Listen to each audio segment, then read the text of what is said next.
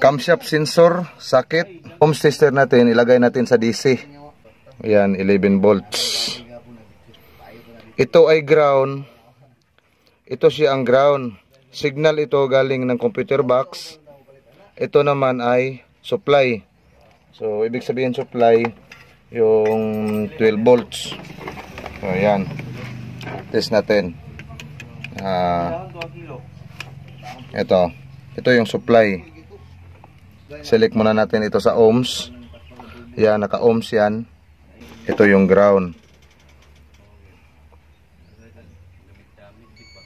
Yan, ground.